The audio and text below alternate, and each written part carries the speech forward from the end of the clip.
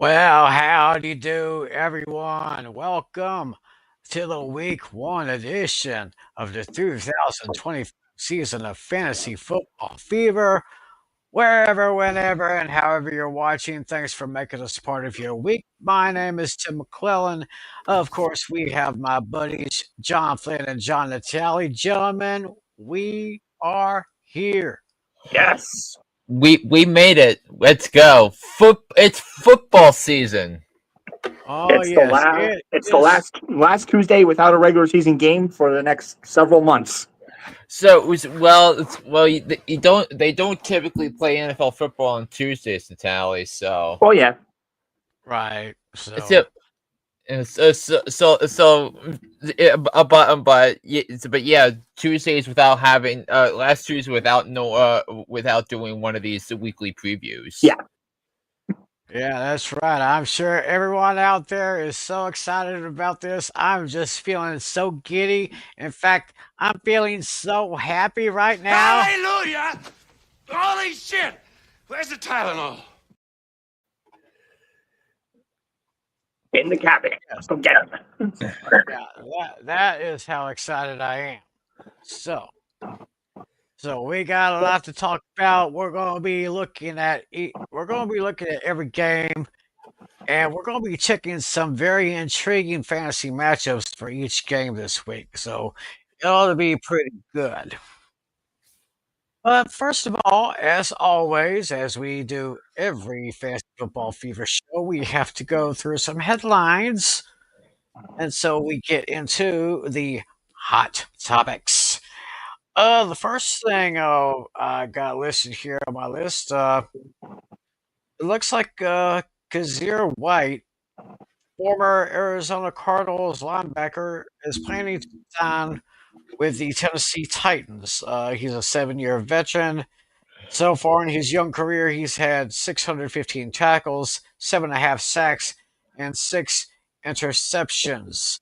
So, with that addition to the Titans' defense, does it make them any better, or a little bbit better, or not better at all?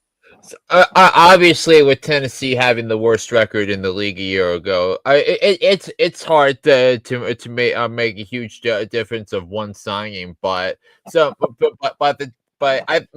think it was clear from the onset of the offseason that the Titans needed dudes, not just at quarterback, where they of course drafted Cam Ward, but all across the roster too. Defensive line, secondary help, and at the wide receiver position. That they needed to get some dudes, and for a team that's pretty devoid of talent. All right. So there's only one way that Tennessee can go this year.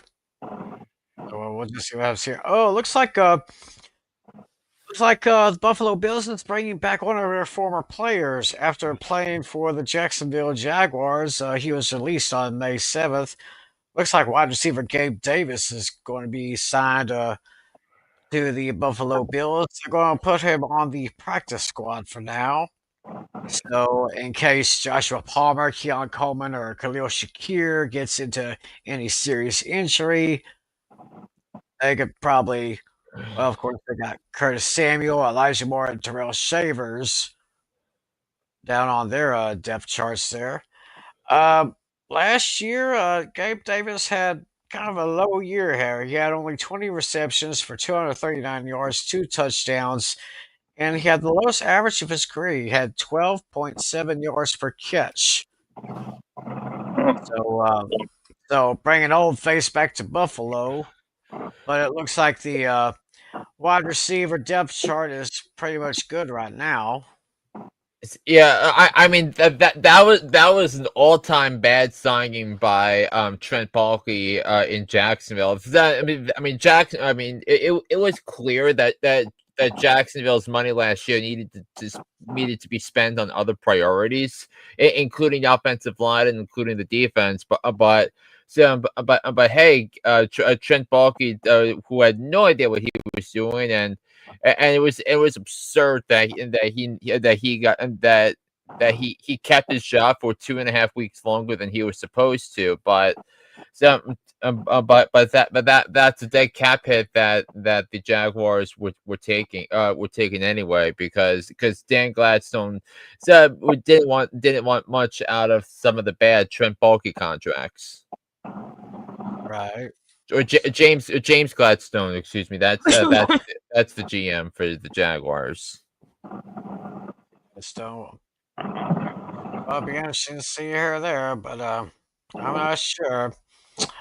I know you guys, since you guys are Giants fans, be interested, very interesting to hear that looks like Brian Daboll has unofficially named Jackson Dart as a QB2 starter, although he hasn't officially said who would start at the backup position in Week 1 against the Commanders.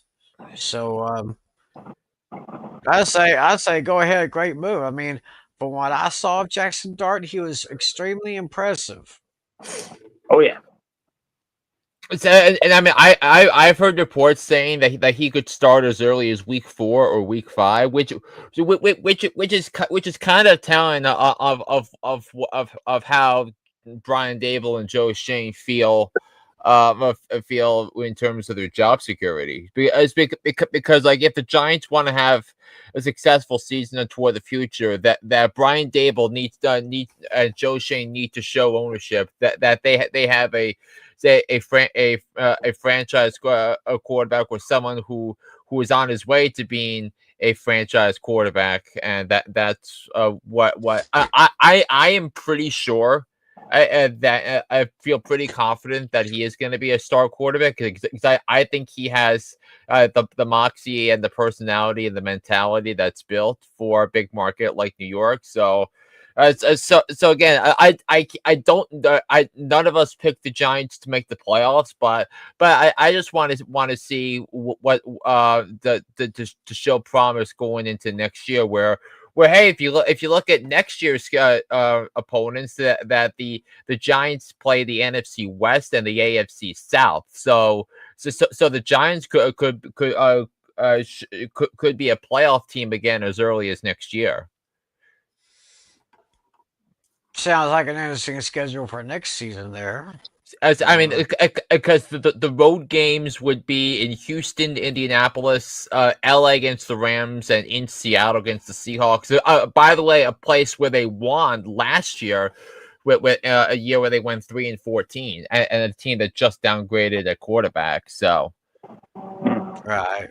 So, yeah. So, Natalie, I know you're happy about that, being a Giants fan yourself.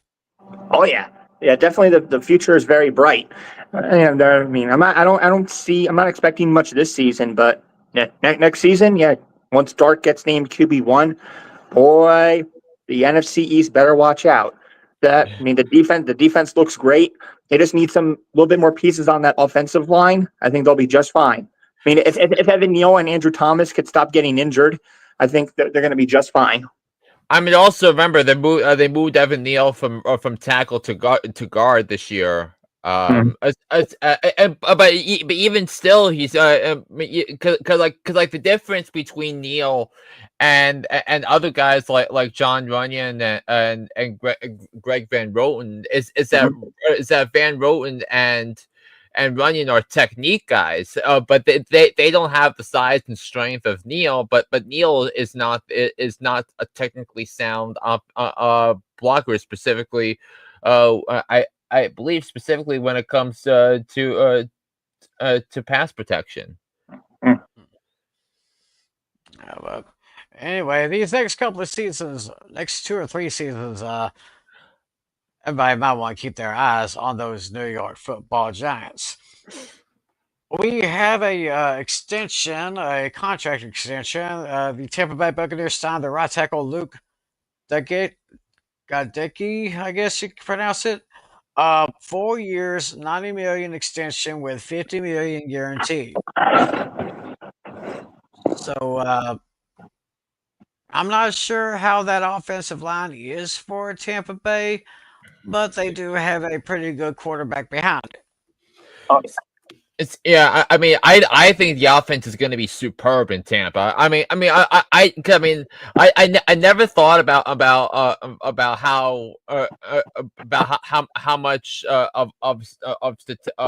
good statistics Baker Mayfield might put up, but Baker Mayfield could be on his way to another 4,000 yard season when you look at what they have with Mike Evans, drafting Buka.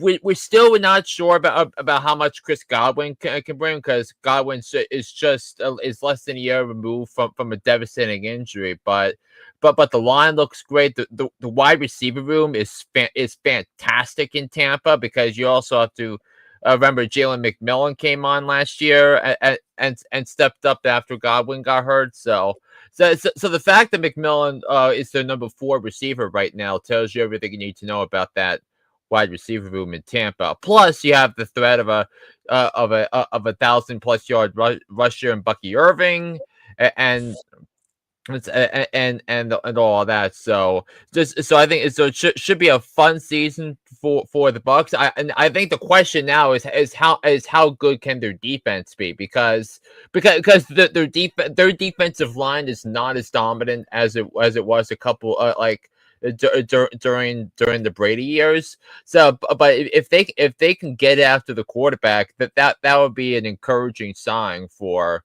the Bucks, because remember, the Bucks are a team that has made the playoffs each of the last 5 seasons after missing the playoffs the previous 17 years. So I think if the Bucks are to declare the season as a success, I think they're gonna probably have to win a playoff game or two, but after the way their season ended last year, where they got outplayed by JD Daniels and the Commanders in the wild card game.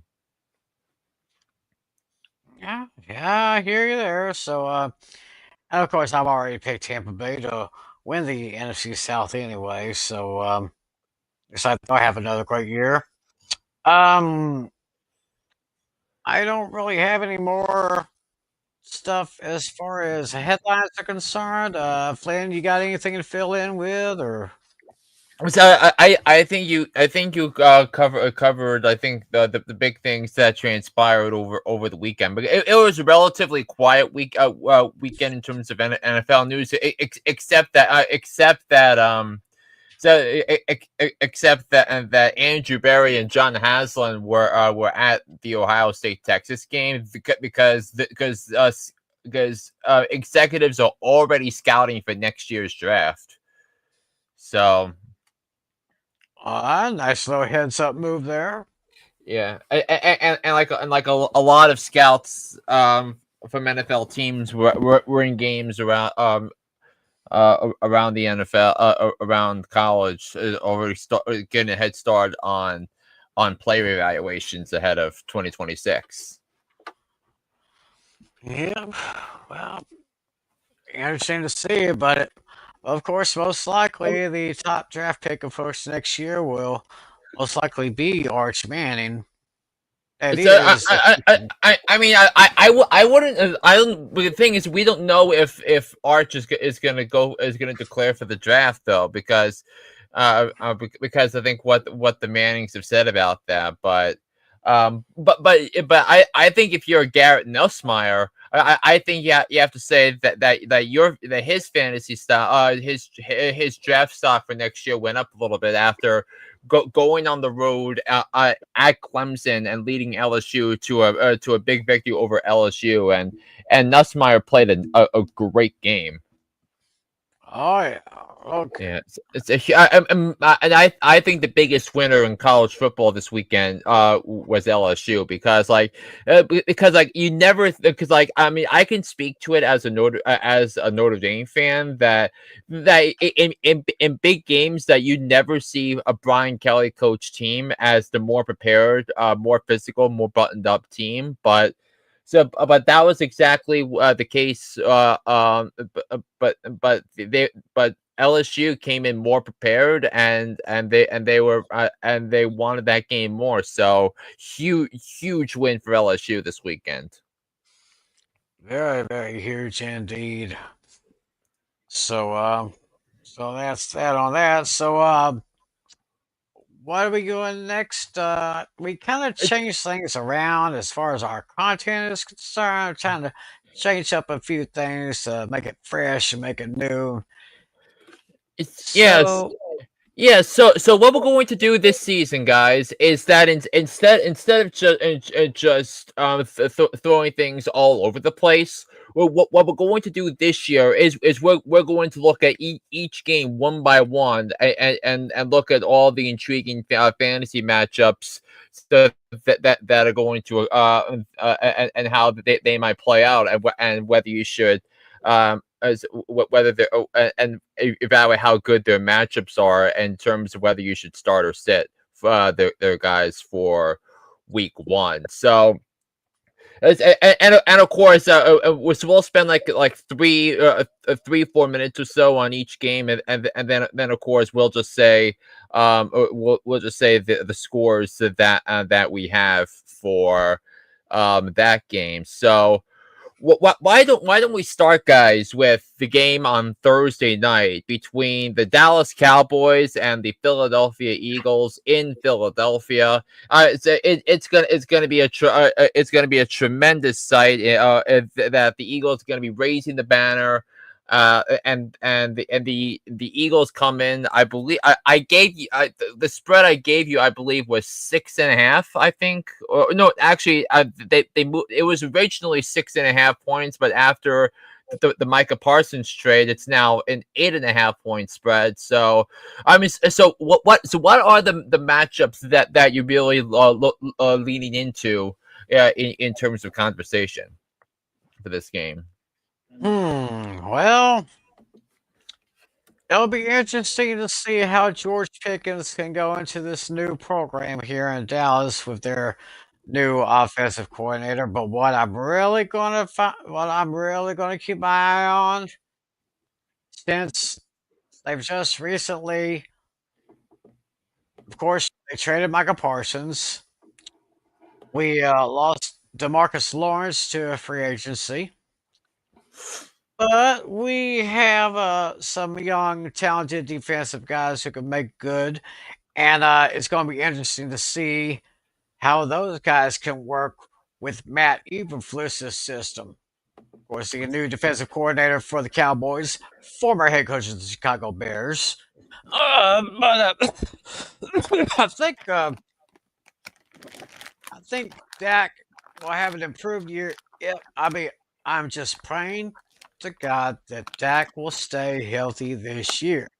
When he stays healthy, the Cowboys thrive. And when he's not healthy, they're pretty much a bust. Yeah. So it'll be interesting to see how that defense can hold up with the new system against that very, very powerful Eagles offense. Yeah, so I think the things I'm really looking at on this game are going to be the battles between each team's wide receivers against each team's starting corners, and I think particularly that of Dallas with CeeDee Lamb probably going to be paired up. That will probably be paired up with Cooper with Quinion Mitchell and George Pickens probably going to be paired up with Cooper DeJean or something along those lines. So and I feel like those can be pretty even matchups. I would say so. So I think a lot of it's good. So what I think the Cowboys are going to try and do is that they're going to try and go for some one-on-ones with CeeDee Lamb and try and test to see how good this that Eagle secondary actually is because I think that's where we're going to be looking at and are they also going to test Kelee Ringo, the former Georgia standout? So who helped out with Philly, one of the many Georgia Bulldogs on Vic Fangio's defense. So I think that's where I look for. But I feel like if you're a Saquon Barkley fantasy owner, I think that's where you're going to thrive because now Dallas no longer has Micah Parsons. I think that'll make it easier for the Eagles to do to get themselves into a position where they want to do what they want, and that's run the football. And now it's much less intimidating for Dallas. So I could, and especially fresh off his #1 ranking on the NFL Top 100 list. I could see Saquon Barkley having a monster day as well, but. So, but I think if you're a Devontae Smith fantasy owner, I think you have to be a little concerned because if the game script is what I think it's going to be, that's going to mean fewer chances to haul in some footballs from Jalen Hurts. So I'll be looking at how much they're gonna feed Saquon Barkley after a year where he ran for 2,500 yards if you include the playoffs. Right. Interesting. Natalia, anything to add to that? Yeah, I'm definitely expecting a 100-yard game right out of the bat from Barkley. I mean, at worst, 100 scrimmage yards, but I think he's definitely going to get at least 100 rushing yards to open up the season. And I think he might be the rushing leader after week 1 of the season. Okay.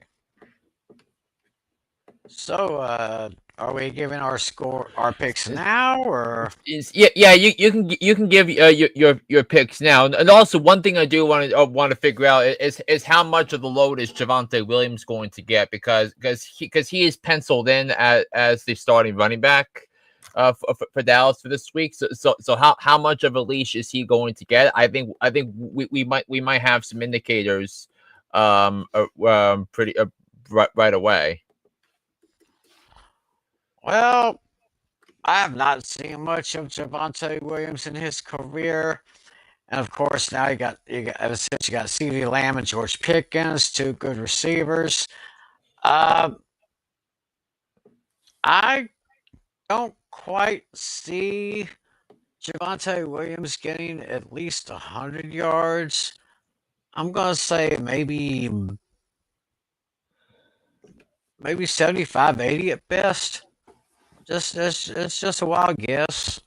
Of course, they said they want to try to run the ball, but of course, the real thing is if the Cowboys can stop the run, and that's why they acquired that defensive tackle, Kenny Clark from the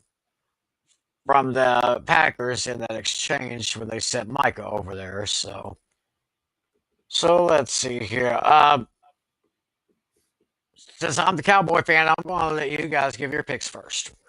Yeah, so I have the Eagles winning 27-17. Okay, then I'm gonna I'll go with the Eagles as well, and also to cover the spread, I'm gonna go 31-20. Okay. Well, of course, as everyone knows, I'm a Cowboys fan, but I'm also a realist. Philadelphia still has got the talent. Once again, that genius named Howie Roseman did it again. Did well in the draft, did well in the free agency. He's got another year. Philadelphia, go ahead. I'm going to take the Eagles, but I'm actually going to take the Cowboys with the spread. I'll take the Cowboys with the points. 8.5 point spread. I think Dallas will be able to cover that, but we'll have to give the victory to the Eagles. Give me my final score is 30-26. Eagles with the win. Cowboys with the points.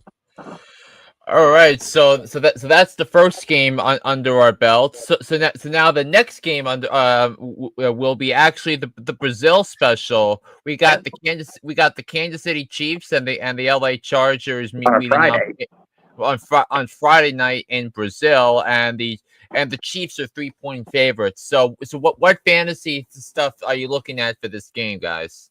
Well, I mean, definitely with Rashid Rice's 6-game suspension, it's going to be interesting to see who gets most of the work. I would definitely think Xavier Worthy would be the clear target for now, which is why yours truly decided to draft him for the first 6 weeks of the season. I think he's definitely going to be a clear number one target. He's going to get more targets, I think, than Kelsey and everyone else. I think it's going to be very interesting to see how the Jets running backs do in this particular game here. Because let me see if I can draw this up on my laptop. Is just getting so slow here. I mean, we got what was it, Najee Harris, the new addition to the Packers. Gonna be interesting to see what he does this year. And this thing just took me all the way to the wrong page here. Oh, good Lord. Man, if it ain't, man, I tell you what, if it ain't for bad luck, I have no luck at all here. But I'll be interested to see how the running game is for the Chargers will be. Yeah, and I think more specifically, I was going to look into that and look at the touch share because I think Najee Harris is slowly working his way back from the injury, but I think we would all agree that we're higher on Amari Hampton this year than Najee Harris. Mm-hmm. Right. Yeah, and then I'm also curious about whether about how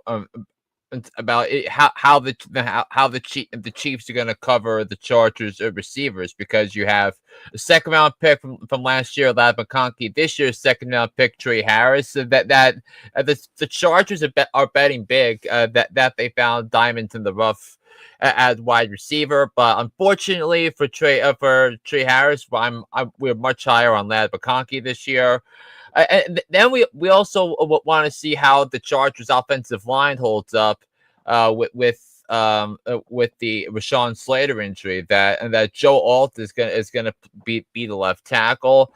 Mekhi Becton is into the lineup, and then Trey Pipkins is gonna play right tackle. So I think we're gonna see if they're gonna give Justin Herbert enough protection against the exotic blitz packages that Steve Spagnuolo is gonna dial up in this game. But yeah, I think you are right, Natalie, about the target shares from the Chiefs pass catchers, but Travis Kelce could be primed for a huge year. Because I think Kelsey did say on the podcast with Taylor that I think that his last 2 seasons he did not perform up to his individual goals. So could that change this year? That's what my opinion was. I had Travis Kelce ranked one. We all had him ranked top 6 or 7. So I think that's how we all see this panning out.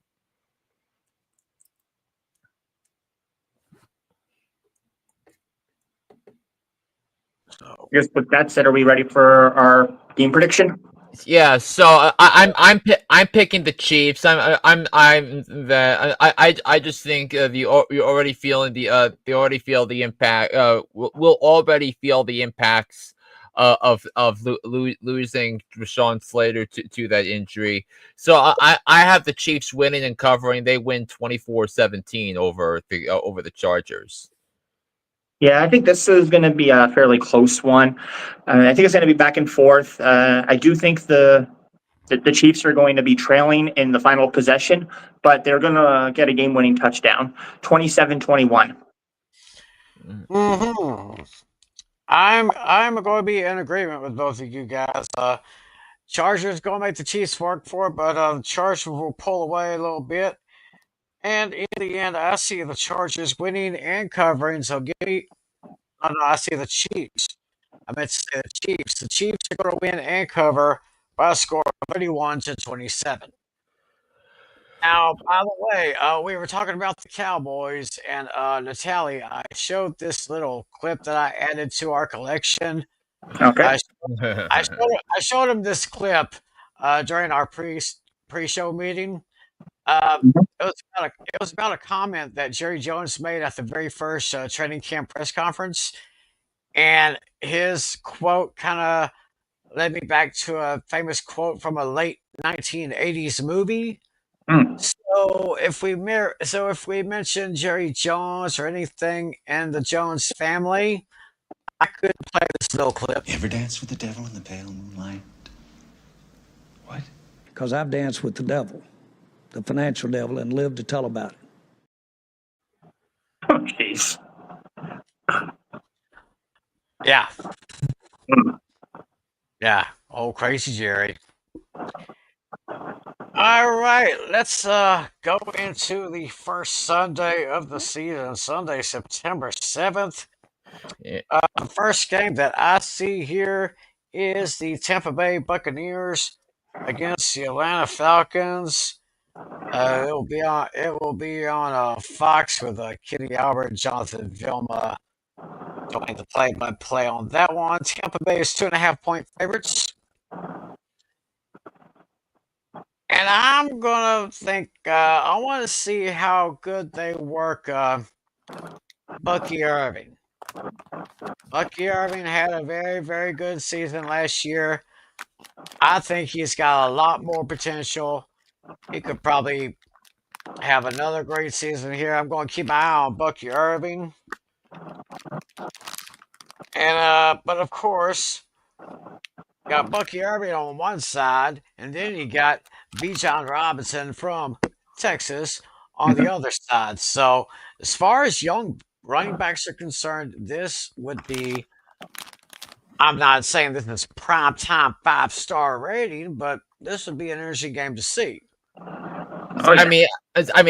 I'm actually pretty excited to see that the stats that come out of this one because this game feels like that both teams are going to be able to move the ball up and down the field. So it's because the last time the Bucs traveled to Atlanta, so Kirk Cousins threw over 500 yards, 500 passing yards, in one of the wildest games of the year. And both teams have talented offense with talented skill players, so a lot of first round picks on the offense against defenses that I think that might have a hard time getting after the quarterback. So I think this is going to be a lot about the defenses trying to make a couple of big plays. So I like Drake London. I kind of like Kyle Pitts this year, and I kind of like his matchup against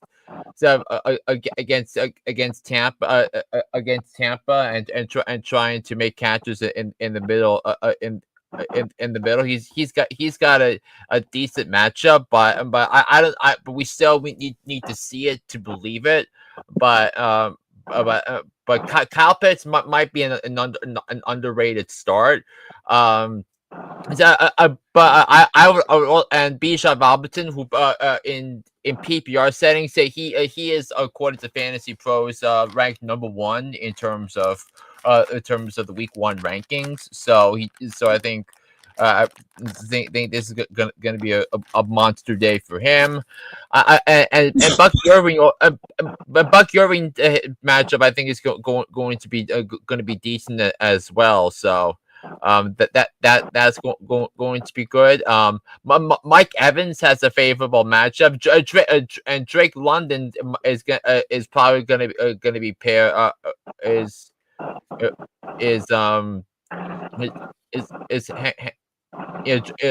probably going to be paired up with Zion McCollum. So how well they'll be able to contain them, I think will matter here in the result of this game. So what are you looking at, Natalie? Yeah, I'm intrigued to see how the new rookie is going to do on his very first game of the season, Emeka Egbuka. We'll see. We'll see how he does there. I'm expecting probably a rebound from Kyle Pitts, because we'll see if that pattern continues. Like the first year of his first year, he had 1 touchdown. And the second year, he had 2 touchdowns, and so on.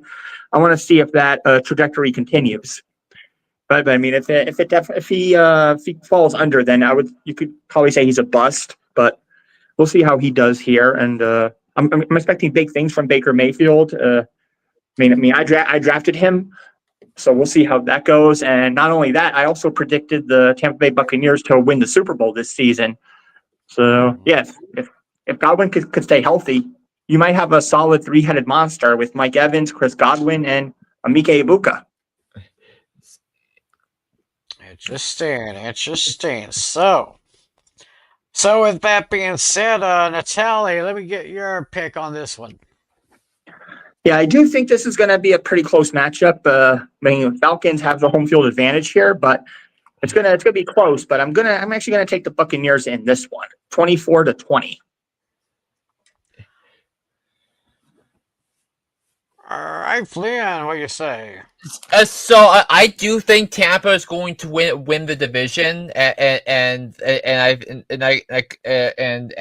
get a home playoff game again. But when before the season, I said I had these 2 teams splitting the other 2 games, with each team winning at home.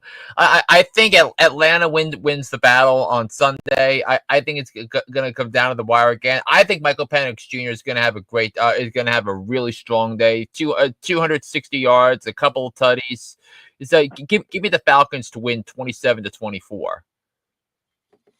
27-24. Interesting. So it looks like I'm gonna have to break this tiebreaker here. I could see. I actually see the road teams actually winning in this series here. So looking at that and thinking about that, I think Bucky Irving may get the best of Bijan Robinson maybe in this one. So my final score is going to be 28-3. I'm taking the Buccaneers to win and cover. Did you say 28-3? No, 28-23. Oh, 23. Never mind. I misheard you. I thought you said 28-3 for a second. I was like, whoa. You can't say that in front of the Falcon fan, Tim. Right, especially if I'm a fan of their running back, who of course went to Texas. So yeah.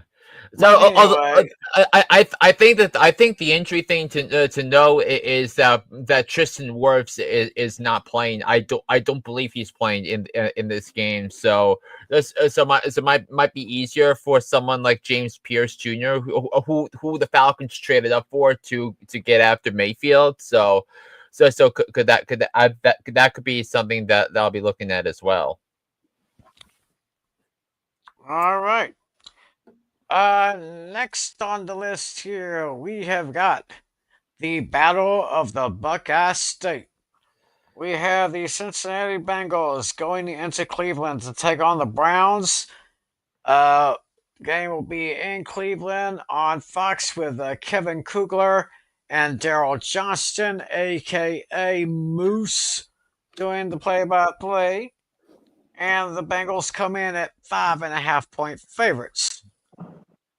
So what fantasy numbers and matchups kind of tickle your fancy here?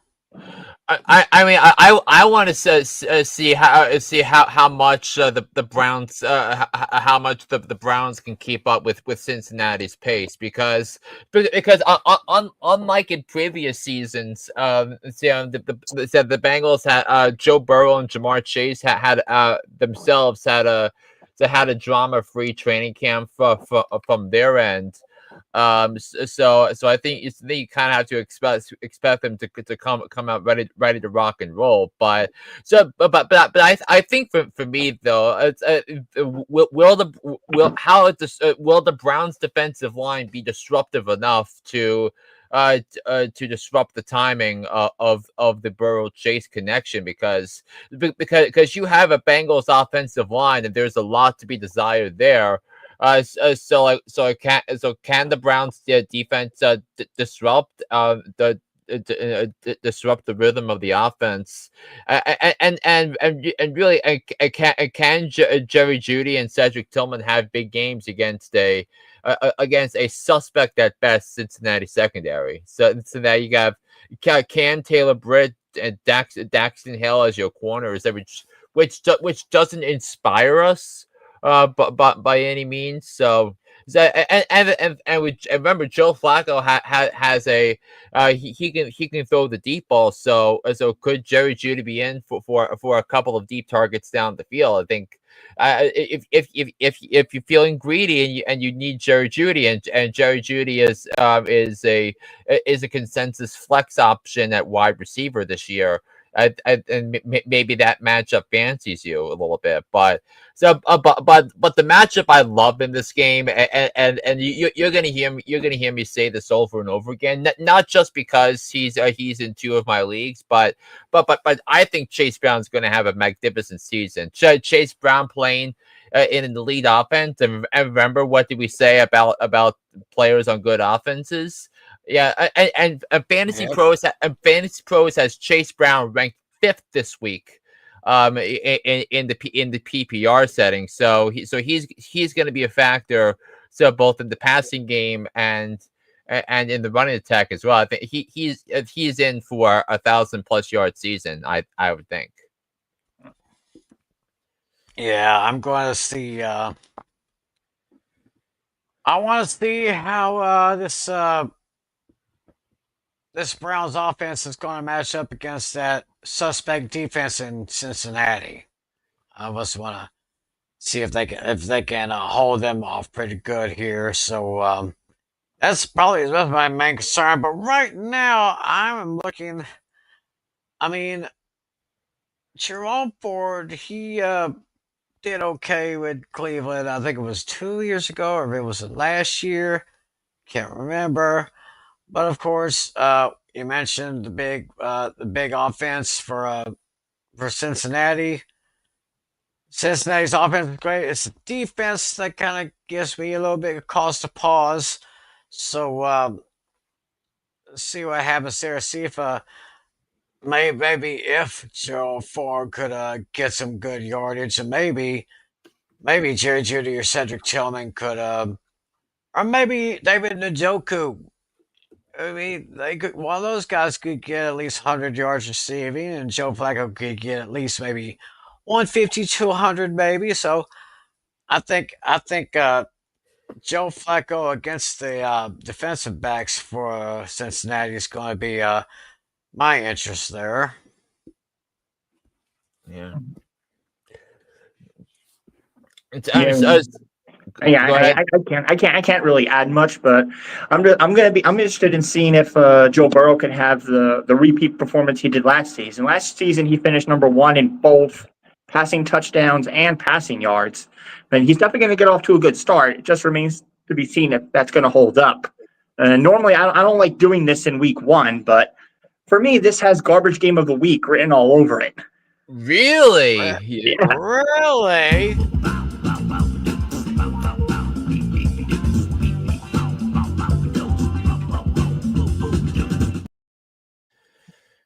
I normally don't do that in week 1, but I feel like this is one of those unique exceptions. I feel like this has a low scoring game written all over it. I think both offenses are gonna struggle here for some odd reason.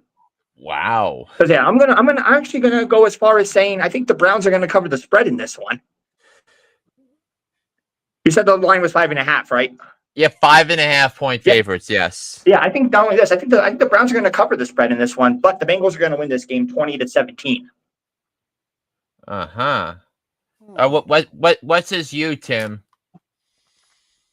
Well, with everything that was said, everything about the great Bengals offense, but the very, very shaky Bengals defense, and I think that the Browns offense is above average. I'm kind of thinking something might happen here. In fact, I'm kind of thinking something will happen.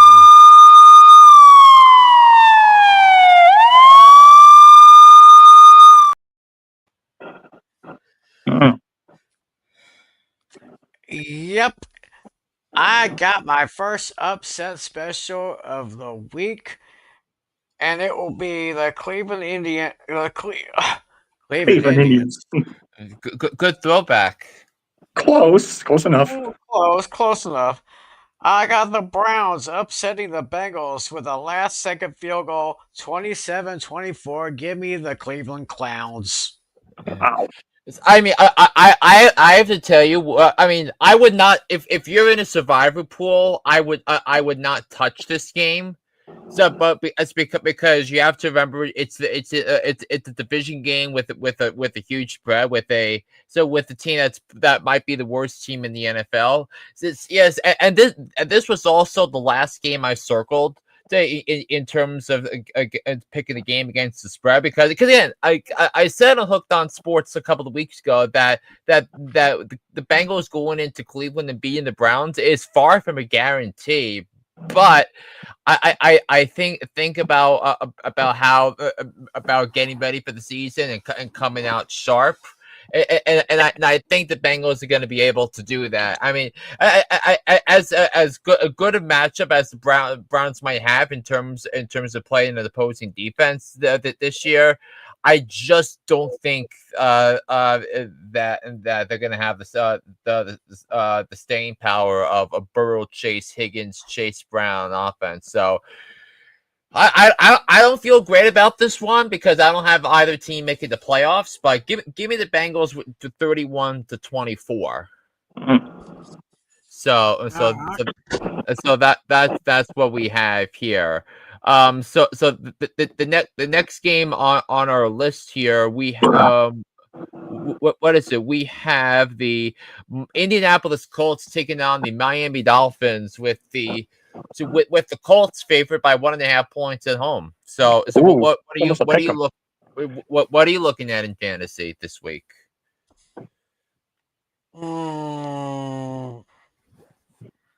Yeah, I'm looking to maybe to I'm see if. just saying, Sorry. You go ahead, Tim. Go ahead. I just want to see if Tyreek Hill can have a good game, and I'm not really holding my breath on it. But I believe that Colts defense is like average, and Tyreek Hill. I mean, don't get me wrong, Tyreek Hill's a talented guy, but I mean, with all the baggage of him wanting out of there and all that thing and everything put behind him, I'm sure he's going to be okay. I think he's going to have a great season. I want to see how Tyreek Hill will be able to compete against the defensive secondary in Indianapolis.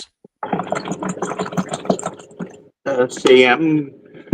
I'm looking to see if maybe what's his name, Michael Pittman Jr. can survive the whole season without an injury. Let's see. With Mike McDaniel possibly being on the hot seat this season, potentially being fired after this season, looking to him to do something with that offense. Yeah, Tyreek Hill hopefully can stay out of trouble, and I'm looking to see the rookie Tyler Warren to see how he does. Interesting. I mean with Raheem Mostert and Jonnu Smith no longer in the fold here. I think you're really going to see what the ups. I think you're going to see Devon Achane if he's healthy. And I took Devon Achane in one of my leagues, understanding how risky it was. Because of the injury situation with his hamstring, but I'm pretty confident that he's going to be able to play, and I think we're going to start to see some of the fantasy upside that he has, and I think we're going to have a fantasy upside from Tyreek Hill as well. I mean, I was one that avoided Tyreek Hill at all costs last year, but I was willing to risk a 3rd round pick in one of my leagues for him this year. Because I think he's going to get more targets, and and all of that. So those two things I'm looking at. And speaking of targets, I want to see how much Daniel Jones is gonna rely on Tyler Warren to catch the football, because like, remember, because Daniel Jones does have a strenuous hold for does have a good hold for now, according to Shane Steichen, when it comes to his status as the quarterback. So I want to see how involved they make Tyler Warren in the passing game. So I think those are really the two big things there. I would definitely make sure you have Achane, Hill, and Warren in your lineups. I would pause on the Colts receivers from putting them into the lineup, because I think they have to prove something in order to warrant start status later in the season.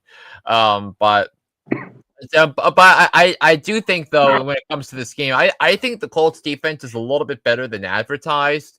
So I think with my pick, I have the Colts actually winning this one 26-19. It didn't matter who the Colts started week one.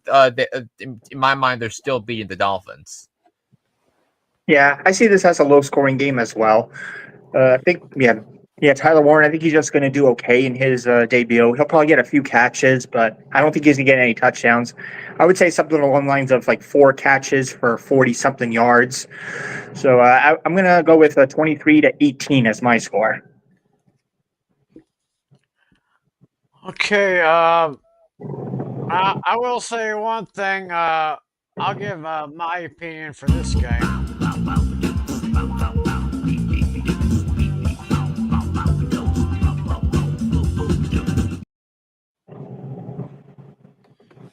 Yeah, this is my pick for my garbage game of the week.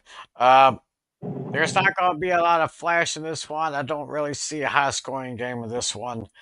I'm just going to say I'll agree with Flynn. The Colts defense is going to be just a little bit better. And I'm going to go ahead and make my pick here. I'm going with Colts taking the win and covering the spread by a score of 21-17.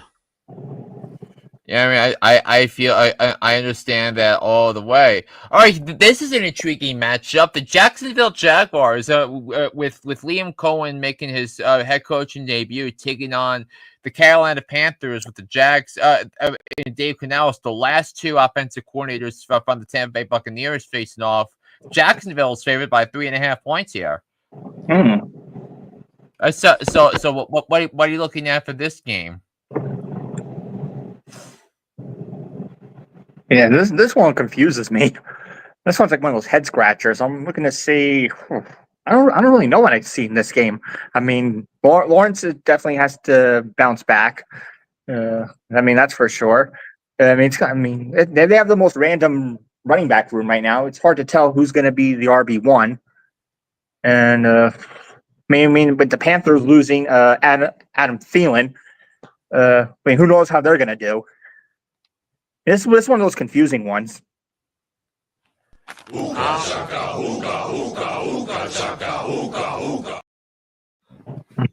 mean, he's no longer there, so. Yeah, I'm going to have to change that since he's back in Minnesota. Yeah, Trevor Lawrence, he's got to have a better year this year. Numbers went down a little bit. I actually kind of see Bryce Young maybe having a better season than last year. Of course, it ain't going to happen overnight. It takes some time for some of these players to get up there. So I'm kind of looking at Bryce Young to have a pretty good, maybe slightly above average season. I don't know, but the two quarterbacks in this one, Bryce Young and Trevor Lawrence, I'll be keeping my eyes on them. It's, are there any wide receivers? Is Travis Hunter worth starting this week? Because like the thing is, like, we don't know how Travis Hunter is going to hold in the NFL in terms of playing both wide receiver and corner. I mean, in our league, with the defensive player, it's a huge advantage. Because you could factor in interceptions and all of that as well. But I want to know how worthy of a start option is Ted McMillan. I think he slots in as a WR2 in a 12 team format. So I'm looking. I'm looking at that. I mean, is Bryce Young a starter in a deep super flex league? I think that remains to be seen. So, so I think you have all of that. Chuba Hubbard, it looks locked in as a WR2. So we're gonna see how that transpires, and then Trevor Lawrence actually has a pretty good matchup in this game because he's got one of the most favorable QB matchups this entire week, going up against a Panthers defense that was pretty bad last year. So what are your picks for this one? Yeah, this one feels like one of those like coin flip games for me. This one's a really hard choice, but I'm actually going to go with the underdog in this one. I'm going to take Carolina to win this one by a score of 23-20. Okay.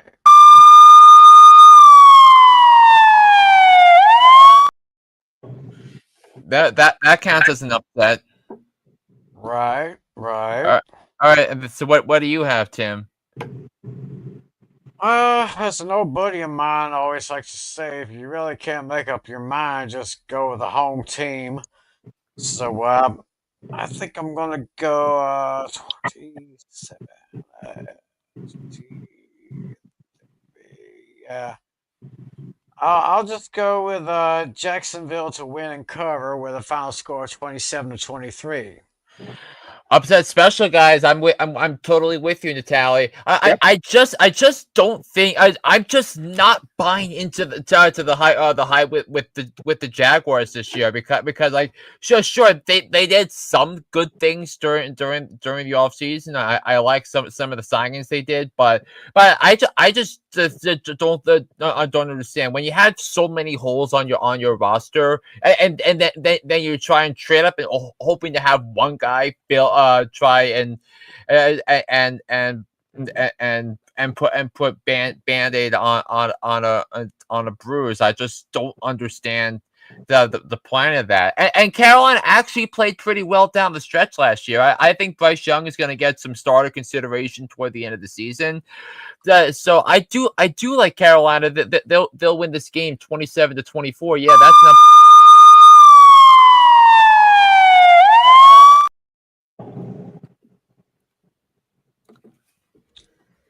Very, very bold moves indeed on that one right there. Let's go to Foxborough, Massachusetts.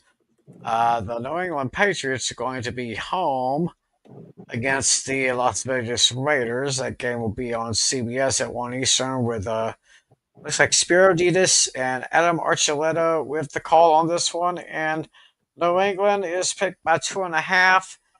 And my fantasy stud for this game, the one I'm looking at, probably the best tight end of the game, Brock Bowers. My question is, what does he do for an encore? I think he'll probably do the same thing, maybe then some. But I think, but the New England Patriots defense is, I think it's all right. I don't know if it's going to be much of a challenge for him, but it'll be interesting to see. But I'll keep my eyes on Brock Bowers, but I also want to keep my eye on Ashton Jeanty, the top running back from the draft. See how well he can run through that front defensive line there. So it looks like this will be a little bit more of an interesting game than a lot of people would think. Yeah, I think the Patriots are going to be a lot better than what most people anticipate this time. Yeah, for years, The Patriots have not made the postseason, but this time I think they're going to go back. And I'm kind of looking to see how they're going to utilize their running back room with their new running back. What's his name? Trayvon something Henderson. Chevion Henderson. Yeah, I'm looking to see how well he does in his debut. We got a battle of rookie running backs going at it to open up this season. And I think and should the Patriots make the playoffs, yeah, Drake May will go there for the first time. He's due for a bounce back year, and I think he's going to do just fine. He might be an intriguing starter too if you're not sure which quarterback to go with. If you're in a deep league, I would say, yeah, why not go with Drake May. Drake May ranks on Fantasy Pros as QB 11 this week because it's kind of a neutral grade of a matchup for him. So I mean, why not give him a start? Josh McDaniels calling the plays, and remember McDaniels wants to try and get some success on the ground. So with all was it worth it to draft Trayvon Henderson with the meteoric rise that he had in his average draft position? Based on him wowing during the preseason, that's going to be something that we're going to have to monitor as the season goes along. And then I also want to see. Remember the last time Josh McDaniels was the offensive coordinator for the Patriots, Hunter Henry had nine receiving touchdowns, which was pretty good for a tight end. Are they gonna go back to having throwing down the middle of the field to tight ends? I mean, I know that's how McDaniels thrived when he had Gronk.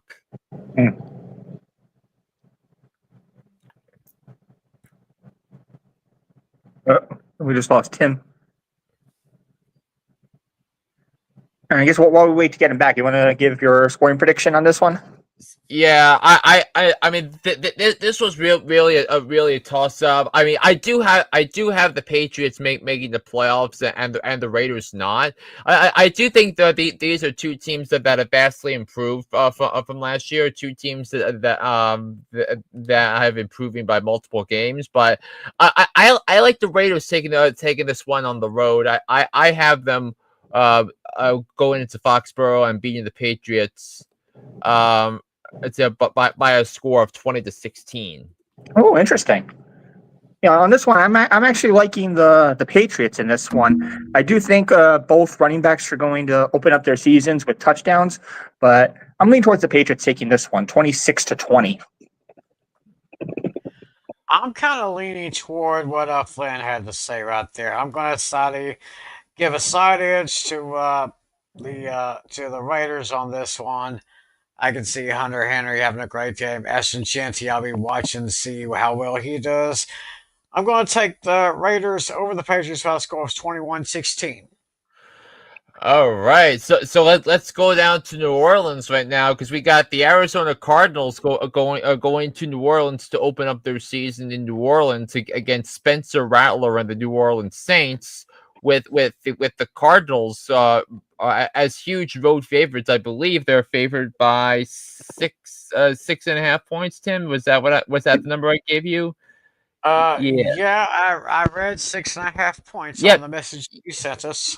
Yep, 6.5 point favorites. So I mean, my thing for this, my thing for hold on, let me. So let me get this this thing on here. I believe this is going to be the Marvin Harrison Jr. show. In my opinion, for there because you have if him going up against a Saints secondary that's been decimated by cap casualties, no Paulson Adebo there anymore. So I think Marvin Harrison Jr. is going to have a monster year. I think he improves after it's a disappointing rookie year. I think he has 9 catches, 150 plus yards, and a touchdown. I think that the Cardinals made a huge point of emphasis in trying to get the ball to their biggest playmaker. But so that's really the number one thing I'm looking at from this game, guys. Yeah. Oh, I definitely hope you're right about that, considering that I drafted Harrison again. And yeah, I mean, as far as the Saints, they basically have nothing going for them.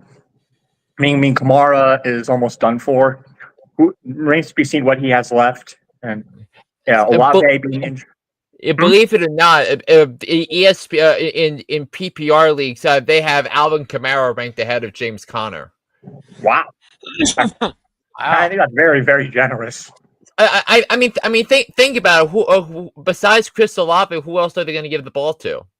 I mean, I think I don't think Rashid that. Shaheed is gonna do very well. I think he might do all right.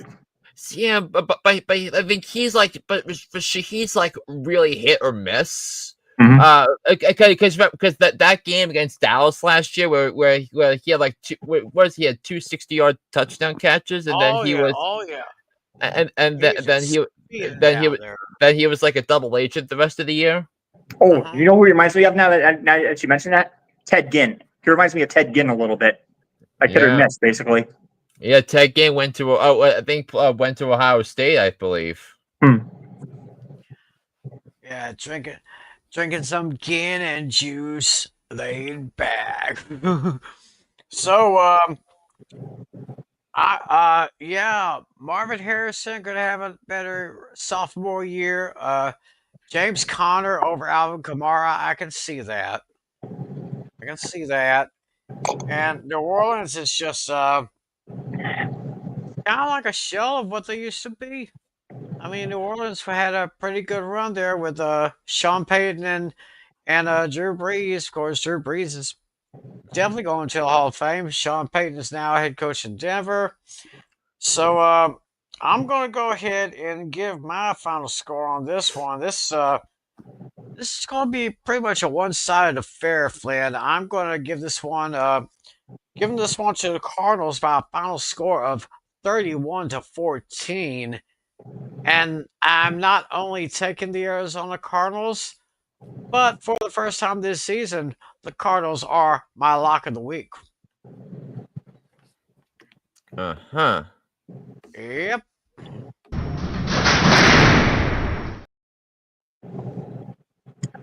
Yeah, I'm actually on the same wavelength as Tim here. I mean, normally I don't do lock of the weeks in week one, but I feel like this is the time to do it. The Cardinals, I think, are the far superior team here. I think they're gonna go to the playoffs for the first time in a few years. So I'm gonna go 30-20. Lock it And up that for final tally. Yeah, I'm with you. I'm on the same page with all of you. This won't be my lock of the week, but yeah, I have the Cardinals going to the playoffs, and despite everything that's transpired in the NFC North, I do have made sure I reserved a spot for the Cardinals because I think the Cardinals defensively come across to me as young and fast, and young and fast wins in this league. So I have the Cardinals winning 31-21. I think Kyle Murray's going to throw for 300 yards and 3 touchdowns. I think, and I think and I think those really the big things that factor in here in this one. So give me the Cardinals to roll here. Alrighty then. Have a very interesting matchup now with the Pittsburgh Steelers at the New York Jets. Another 1 o'clock game with Iron Eagle and J.J. Watt calling the game for CBS. And the Steelers come into this one as 2.5-point favorites. So we got Aaron Rodgers in a new system. We got Justin Fields. yes, that's what I was thinking. Justin Fields in New York. I was about to say, wait a minute, Justin Fields is in Seattle, but no, he's not in Seattle. He's in New York. So I think that might have been a slight downgrade from Chicago, maybe. I'm not sure. But I'm going to see how Aaron Rodgers can throw. and with his receivers against this Jets defense, which is kind of overly hyped a little bit. Um, I'm just going to see how Aaron Rodgers and Justin Fields does in this game. I don't know if it's going to set the tone, but maybe 2 or 3 games down the road, we'll see how each one does here. But I basically got my eye on Aaron Rodgers with the new system with Mike Tomlin, who of course has not had a losing season since he became the head coach. So that's how I see it.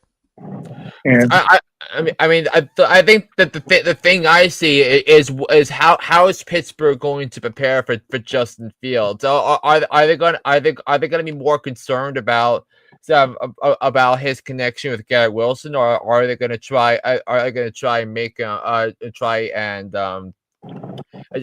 try and contain his running game here? Because the reason why Justin Fields is the people higher on Justin Fields than the average draft position it's because if he's healthy, he's going to be able to run the ball a lot. And I think he's better at running the ball as a quarterback than throwing the ball as a quarterback. So I want to see how that's going to impact how the league is going to game plan for the Jets. So I think that's that. And then we also want to see is DK Metcalf the bust candidate everyone talks about, because a lot of fantasy pundits have talked about DK Metcalf being a bust candidate because of the Arthur Smith offense and him trying to run the ball. And speaking of running the ball, who's going to be the primary running back going forward from the Steelers? So we'll learn some things there.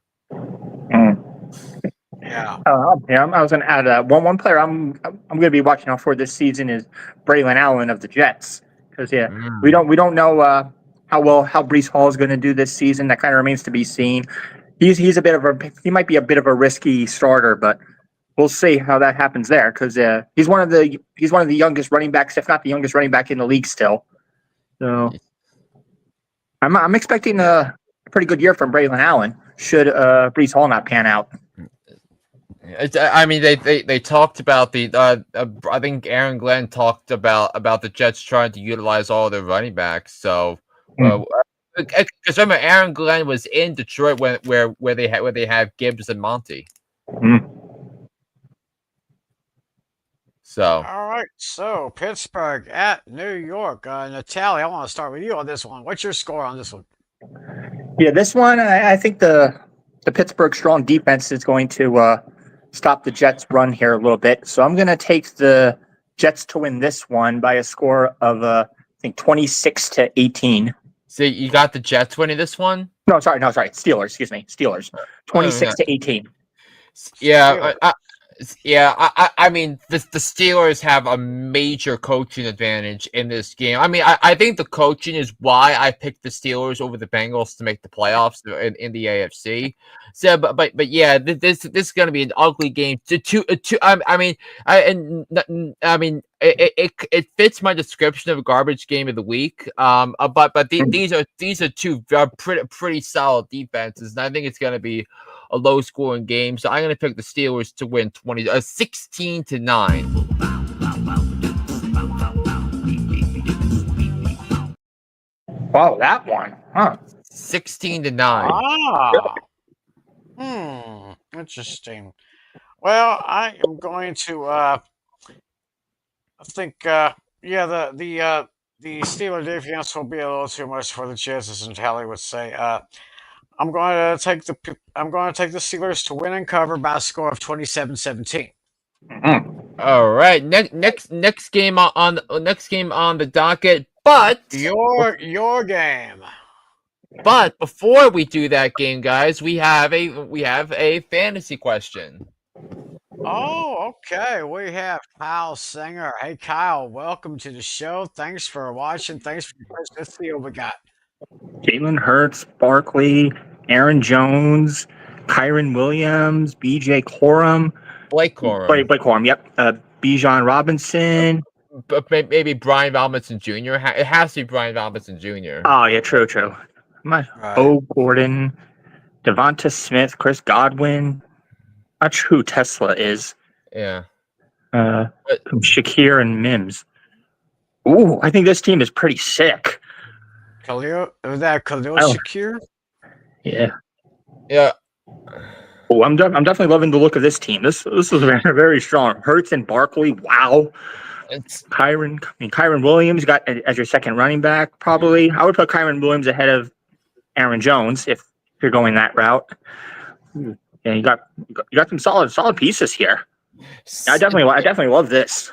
Yeah, Devontae Smith should not be your WR1, and Chris Godwin should not be your WR2. So I think that team is pretty weak at wide receiver, though. So so I think which is kind of why I think you might have to trade someone like Kyron Williams to get a receiver. Yeah. Very good quarterbacks, very good running backs, receivers, kind of questionable. So that's how I see it right there.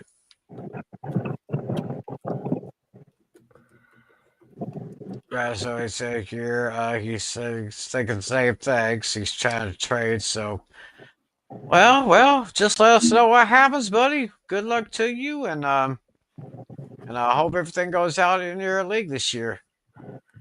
I got SUS on the wide receiver. SUS. Yeah. I don't know what that means, but Have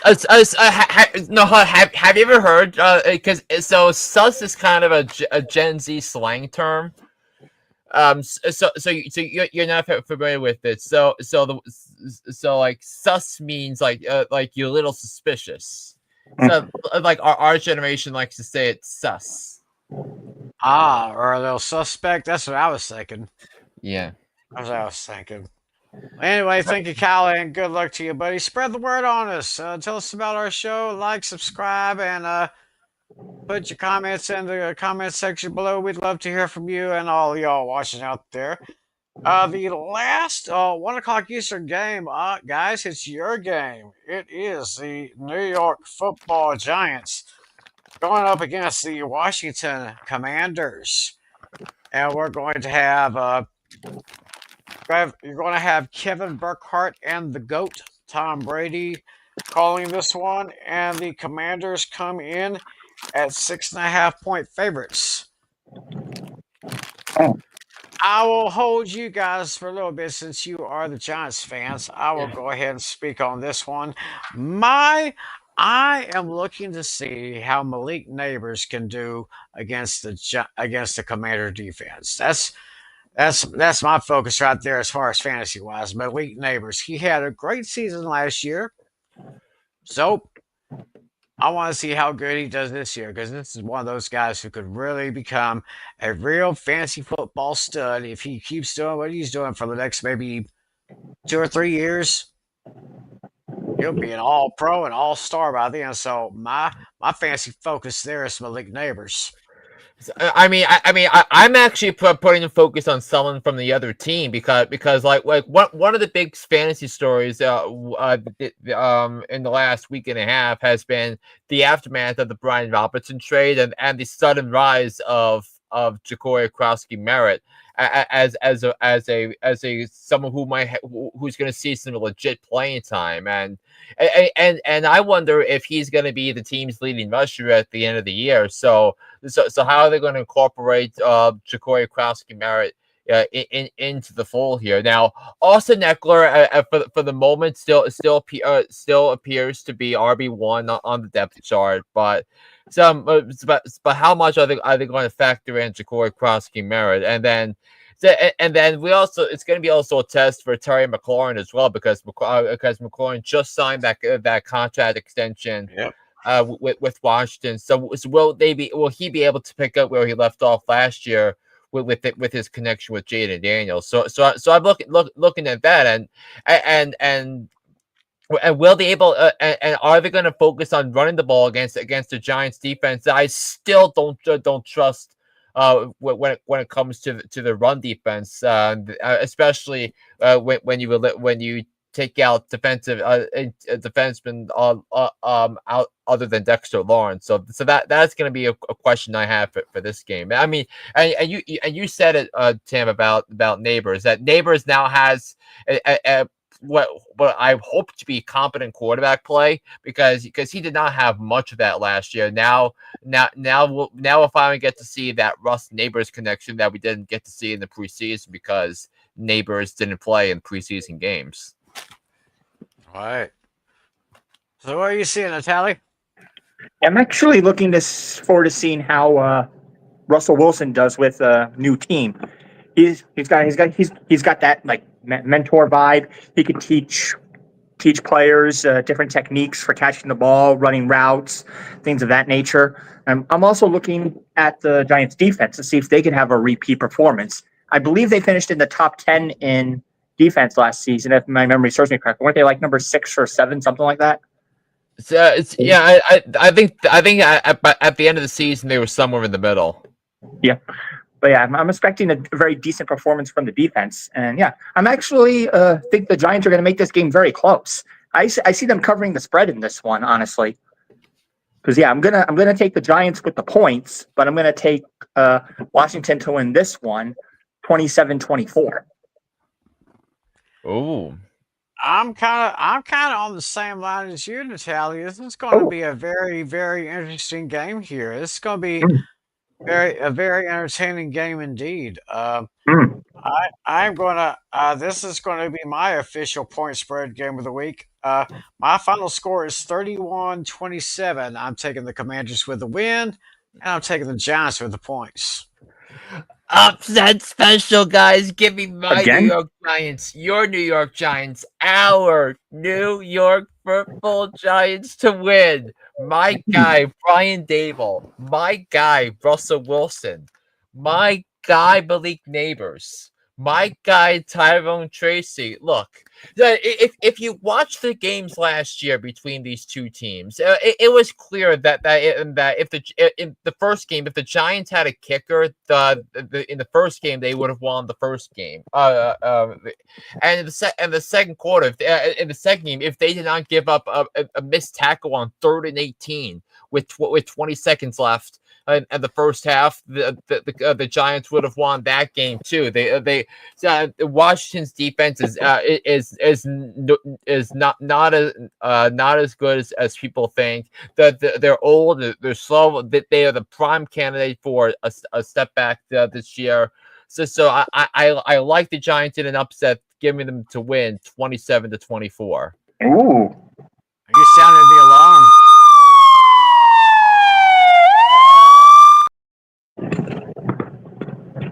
Yeah, so my score is actually 24-21, but yeah, that's the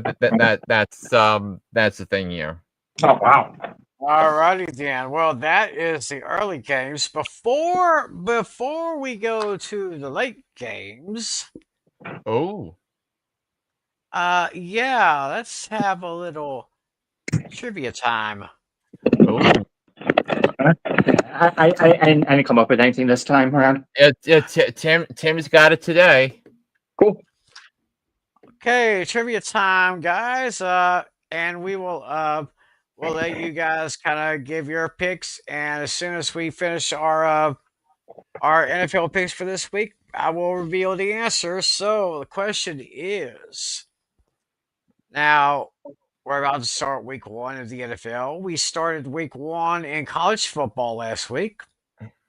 So this question kind of intertwines them both a little bit. So, question is, what college has produced the most NFL MVPs? Now, I think Flynn might get this one, but I would like to hear Natalie's answer first when we get back. Yeah, I probably wouldn't have a clue. I don't follow college football at all. I mean, I'll throw a random college name out there, but we'll see. Okay, so and for all y'all watching right there, or any of y'all watching out there, just there's the question: which college team has produced the most NFL MVPs?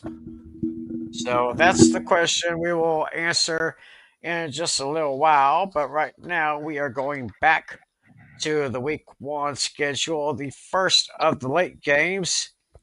We have the Tennessee Titans at the Denver Broncos. The Broncos are coming into this one. They are 7.5-point favorites. And this game will actually be on Fox with Adam Amin and Mark Butt Fumble Sanchez on the call. So I'm going to go ahead and say I want to see how Bo Nix does in his first game in his second season. He had an outstanding rookie of the year. He was my second choice for League Rookie of the Year. But I'm looking to see what Bo Nix does in his first year. But of course, I'm also interested in seeing what this brand new rookie, the first overall pick in the 2025 NFL Draft, Cam Ward, does with Tennessee. It's going to be a sophomore against a freshman, I guess you could say. So these young bucks getting at each other.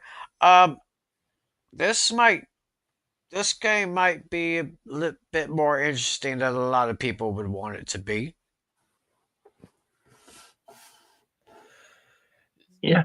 Yeah, I definitely like this matchup for Denver. Yeah, I believe they had the number one defense in the NFL last season. And they got some big pieces here. I think that they're a very legit Super Bowl contender. I could definitely easily see the Broncos winning this one out. And I think they do, 31-21. All right. I mean, I like how you went at this right away, but the Broncos had one of the best defenses in the league last year, and they get the perfect matchup for them to start the season because they play the Titans and they play a rookie quarterback starting in week 1, and usually and it is rare for a rookie quarterback to play well and win week 1, and that's a thing that rarely happens unless the two rookie quarterbacks happen to play each other the first week of the season. I mean, this is the best bet of the week. This is the lock of the week. Give me the Broncos to win 21-6.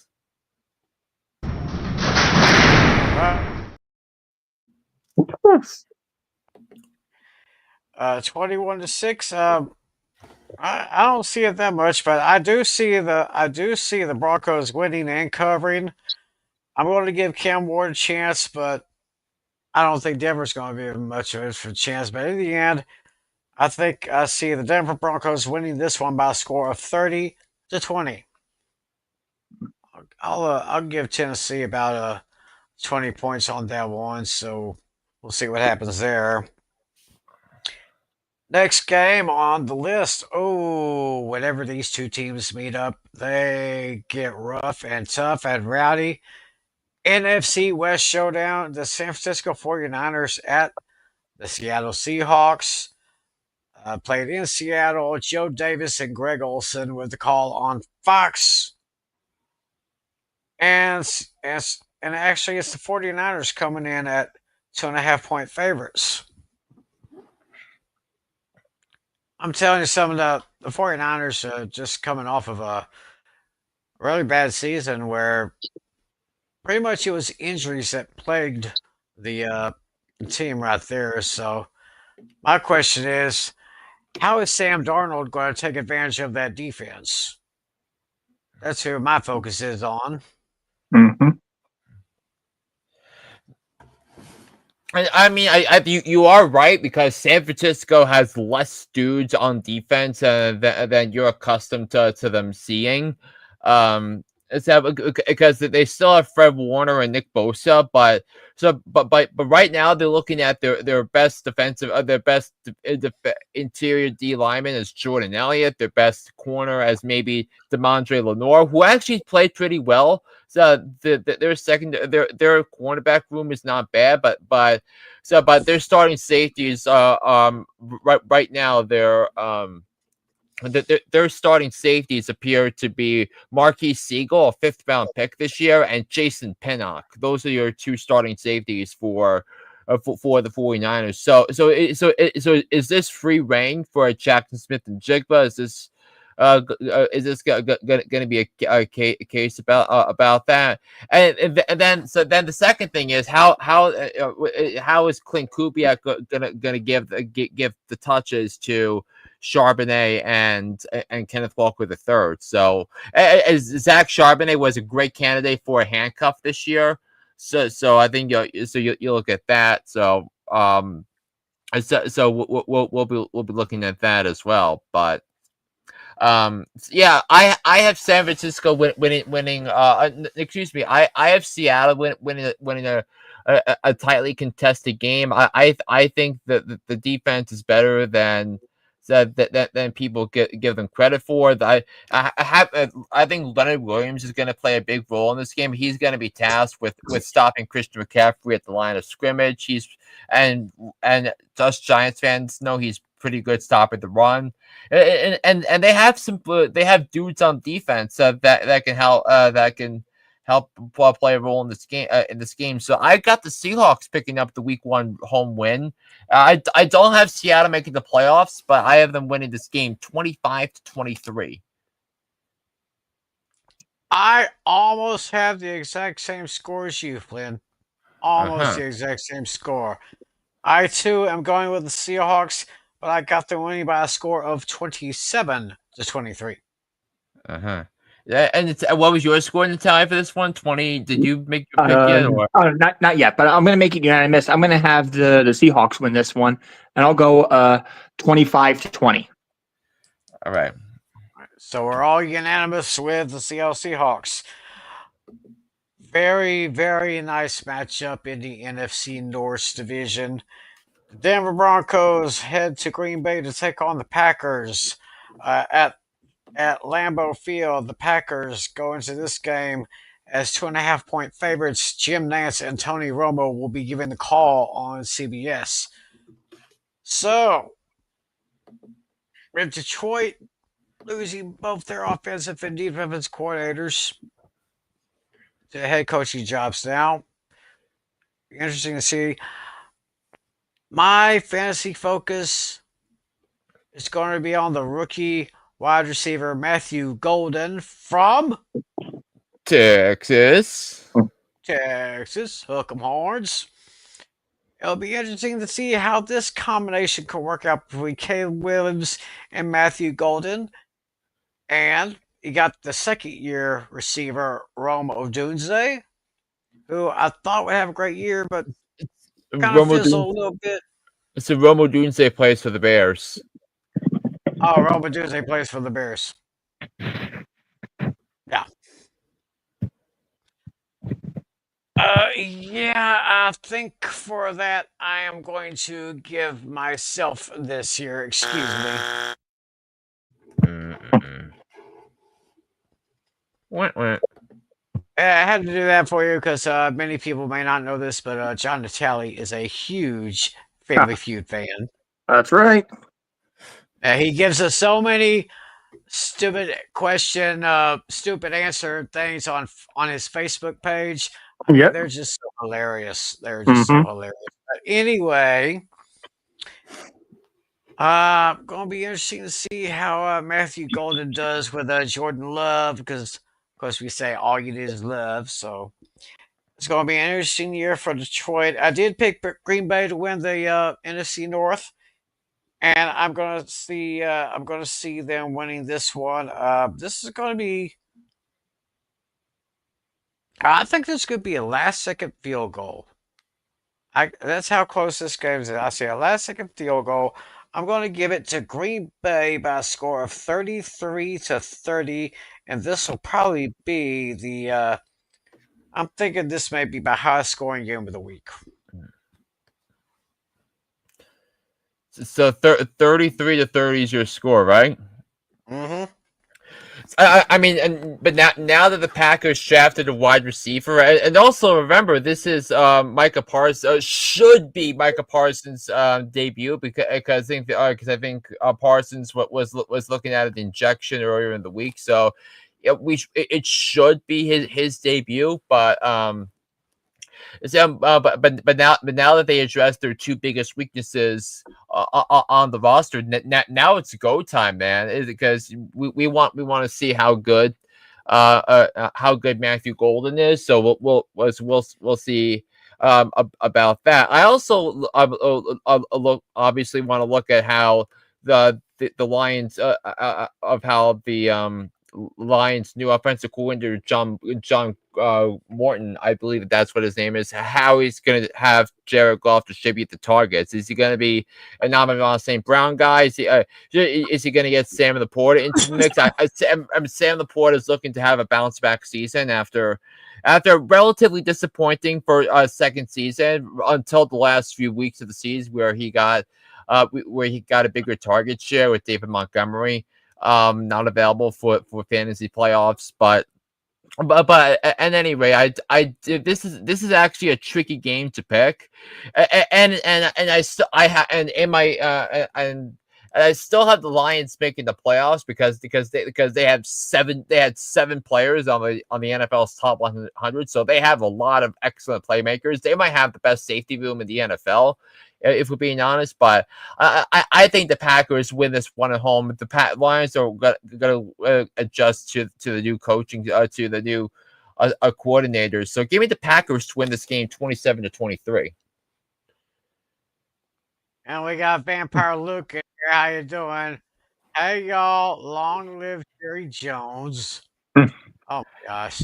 Statue for Jerry Jones coming to a Lambo near you.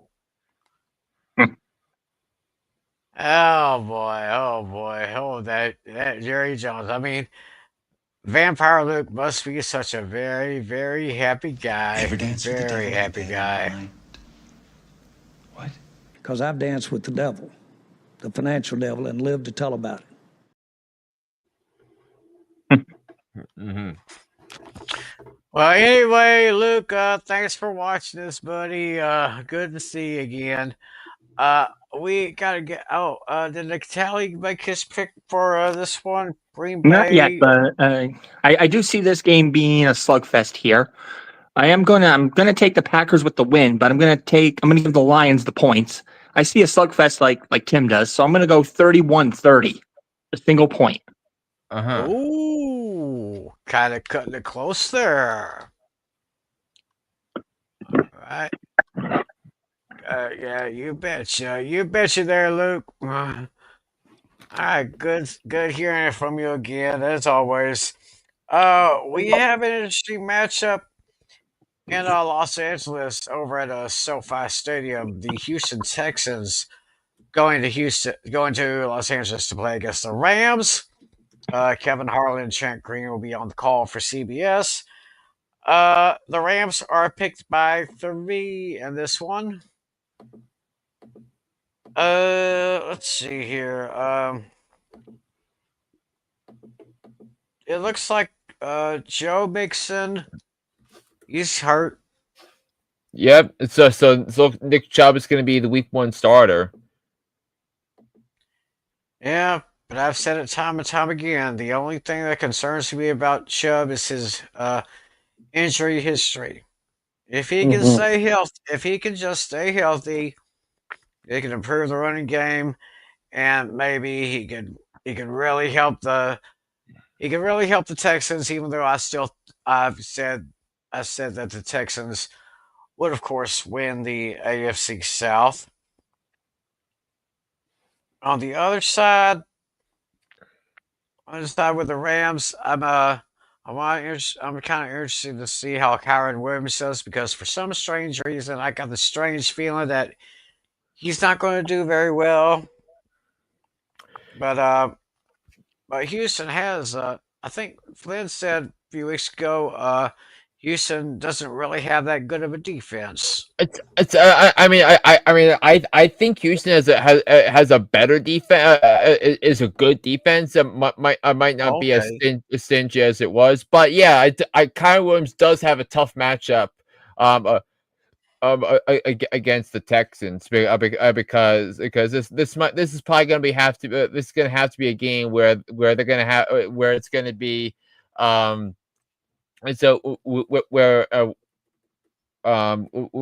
what's in it's where it's going to be Puka Nacua and Devontae Adams against Derek Stingley Jr. and Kamari Lassiter for their and Jalen Petre for that matter for for their one-on-one matchup. So it's not going to be so this one they're going to have to win the game through win games through the air for this one, because I think that's real, especially though for the Texans, because that Rams defensive line against the Texans offensive line, I think is a huge matchup advantage that favors the Rams.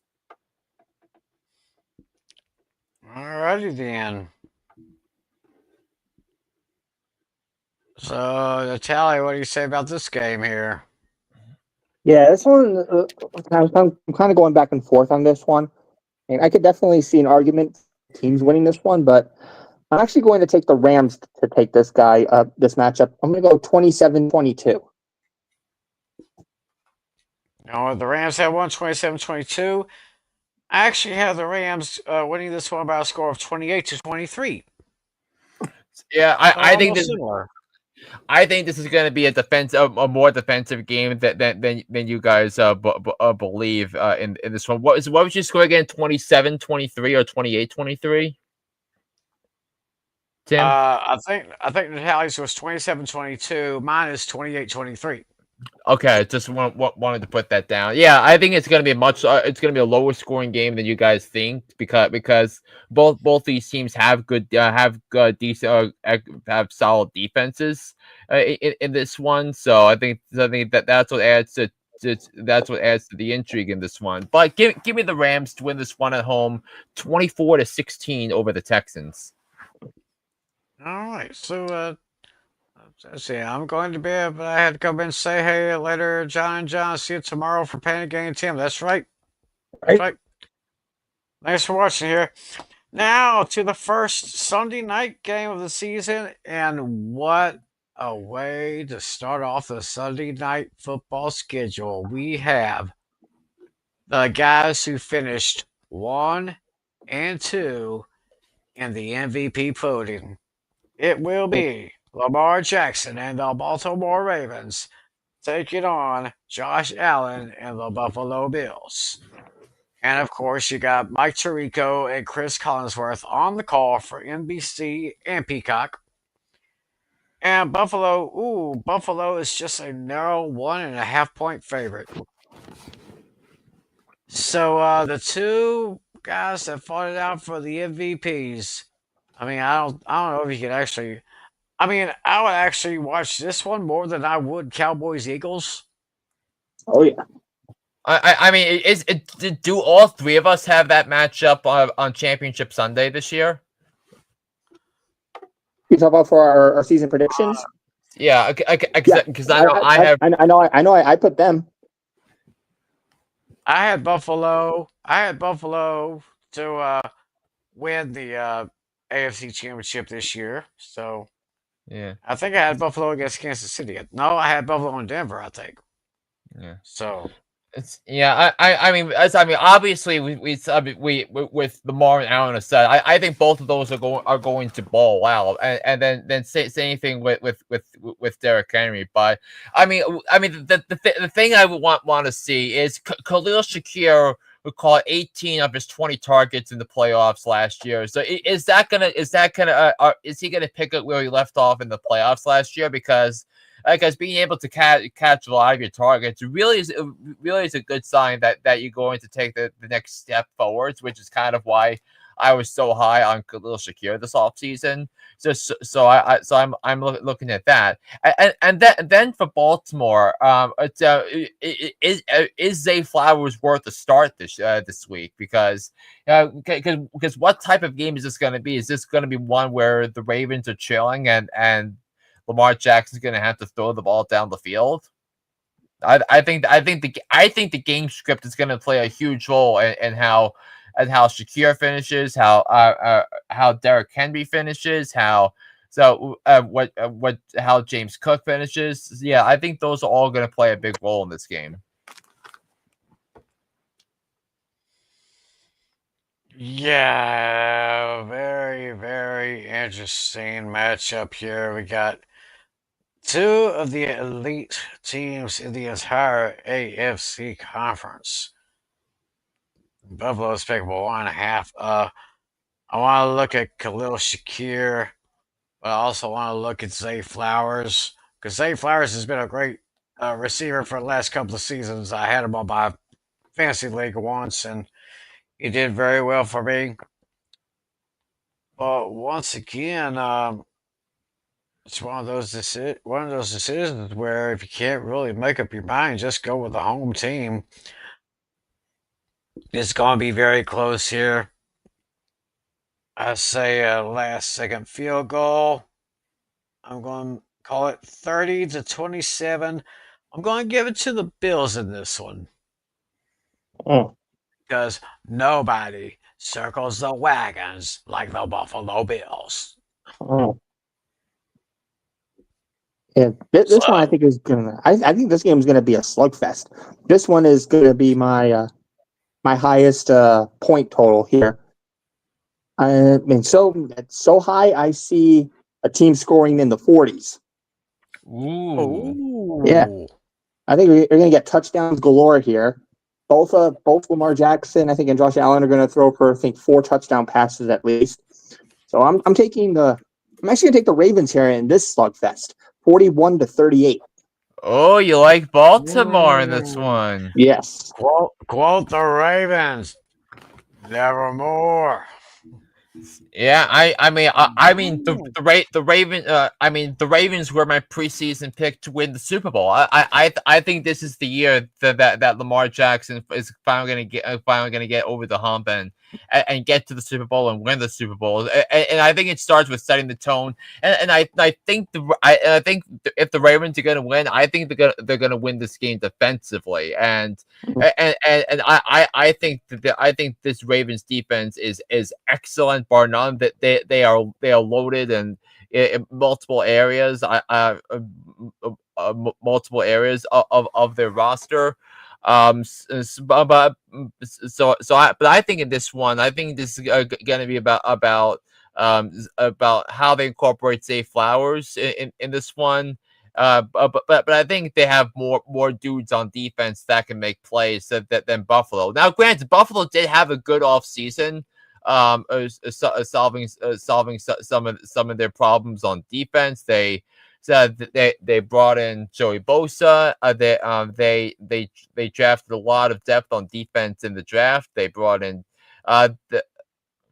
they brought back Trey White, I believe. But I think this is one where the Ravens have more playmakers on defense, and thus I'm going to pick the Ravens to win this game 27-24. All right. So that's going to be prime time game right there. That's going to be big time watching right there. Set your DVRs for that if you have to. And then we have Monday Night Football. First Monday night game, NFC North matchup, Minnesota Vikings versus the Chicago Bears. Of course, you'll be on ESPN. Joe Buck, Troy Aikman, and the Bears are at home. And Minnesota comes in. Oh, another 1.5 point favorite. Minnesota comes in at 1.5 points. So, yeah, this is going to be an interesting game because we'll officially see J.J. McCarthy in his first official NFL start, even though this is his second year.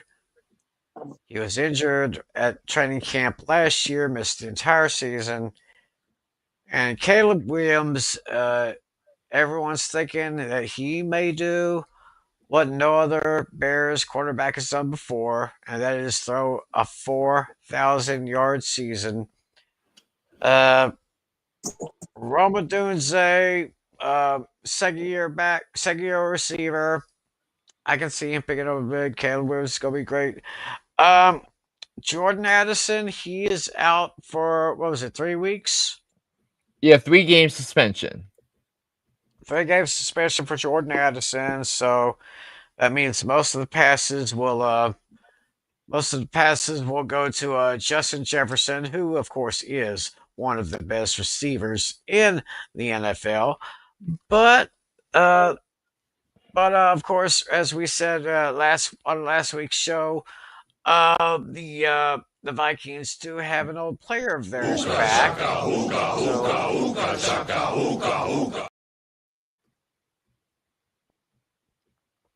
They got Adam Thielen back with them, and of course they also had their nice tight end T.J. Hawkinson. Um, this one here is going to be very, very close. Once again, this is another game where you probably flip a coin, or if you can't pick a winner, go with the home team. 1.5 point favorites. I'm gonna give it to the Bears on this one. Give me a final score of 26-21. Give me the Bears over the Vikings. 26-21 or 26-24? 26-21. I mean, it's great that we have JJ McCarthy and Caleb Williams, but both are playing good defenses, and like they have unfavorable matchups for success here. So, but I think here's something about Minnesota because and I know JJ McCarthy's playing against a tough defense in his NFL regular season debut, but. Right. But I think the question now is will the how good is this new look Bears offense going to be, because we saw a Jekyll and Hyde effect with Caleb Williams in training camp this year. So how is it going to translate over into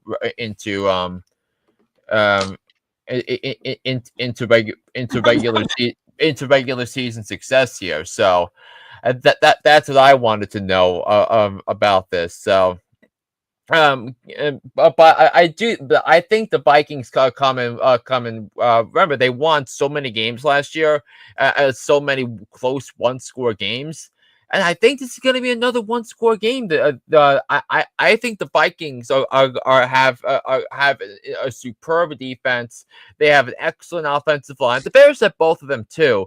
So, but I think Kevin O'Connell, with the more head coaching experience, I think that's what's gonna make a role in this one more favorable for Minnesota. So I would make sure TJ Hawkinson is in your lineup, because I think he's going to be needed, especially if you're in a PPR format. Well, I also want to monitor how much Jordan Mason is going to eat into the rushing attack, because it feels like Jordan Mason might be the RB1 by the time the season is over. So how much of a role is he going to play in this one? So I have the Vikings winning this game in a defensive game, 19-16. Ooh. Ooh, interesting score, 19-16. All right, Natalia, wrap it up, bud. Yeah. Yeah, this is another one I was kind of going back and forth on. I mean, with the full lineup, I would definitely say the Vikings win this one. But right now, I think the Vikings have a little bit of a mess right now, considering that Addison's going to miss some time. I mean, Hawkinson has had his share of injuries. So, I mean, I feel like I got to give it to the home team here. I'm gonna take the Bears to win this one, but I'm gonna take the Vikings with the points. So I will go 24-23 with Chicago. Oh, he's got Ooh, another nail biter. Bears win, Vikings cover. I see. Mm-hmm. Wow, that is huge right there. But it will be an interesting game right there. So we do have a lot of pretty good matchups coming up for the first week of the NFL season. So I guess there's not much left to do except to answer the trivia question that we put up earlier. So let's see if anybody out there knows the answer to this one. I'm thinking that Flynn might get this one, but of course Natali is not real big on college football. He said he was just going to throw a guess out there. So the question once again is, what college has produced the most NFL MVPs? Mm. I don't have a confidence vote on this one. Like, I'll be honest with you. So I think we have to think of some of the colleges where Manning and Brady went to. So Brady went to Michigan. Yeah. So who else for Michigan has won MVPs in his career, in their careers? Mhm.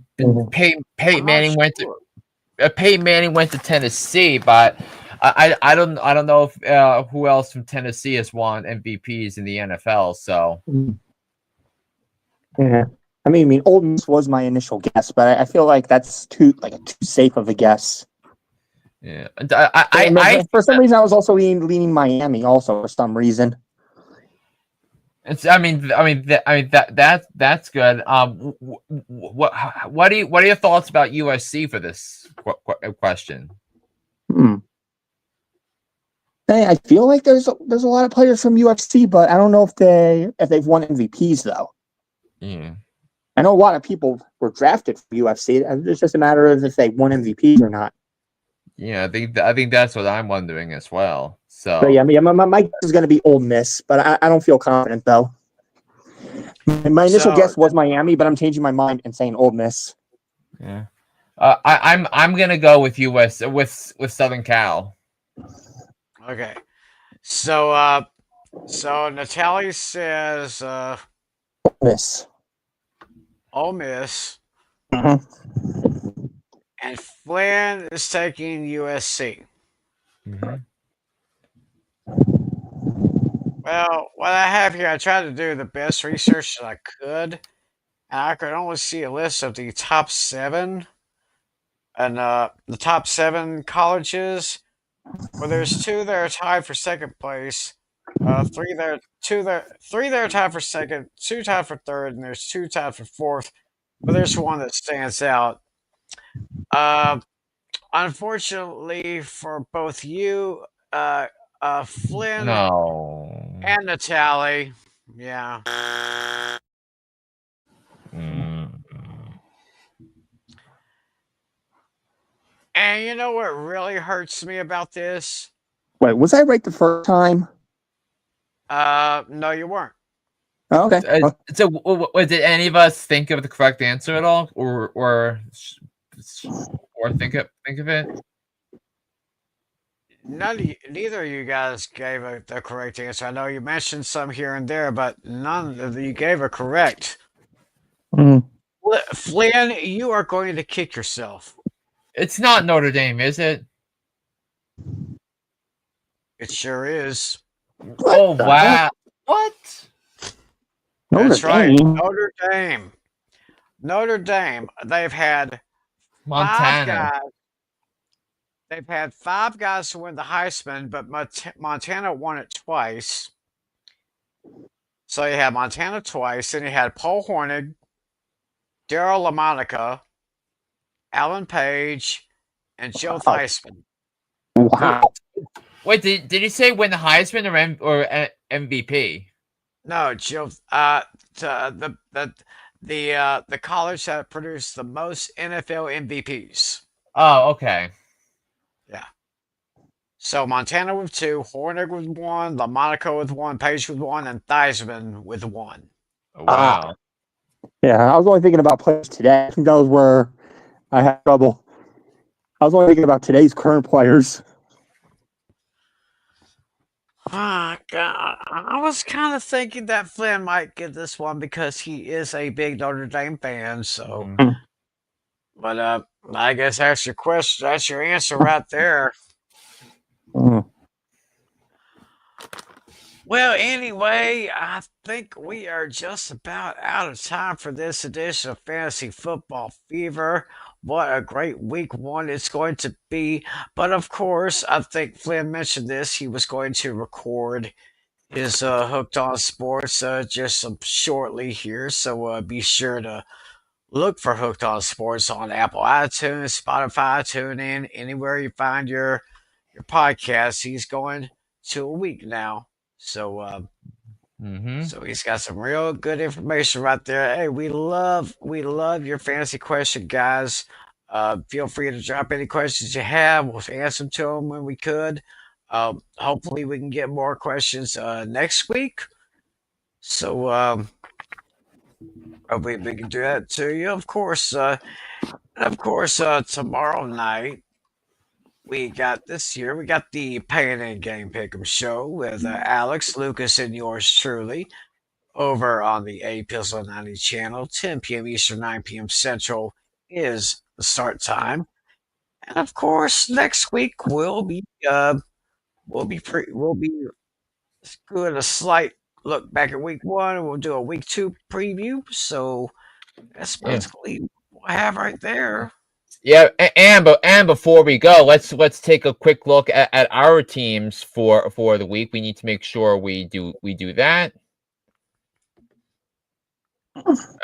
Yeah, and I'll pull it up right now so we can Okay.